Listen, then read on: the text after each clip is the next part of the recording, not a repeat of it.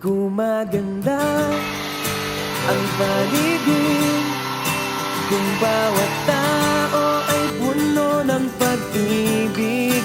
Napapawi ang bighati, masilayan lang ang iyong ngiti.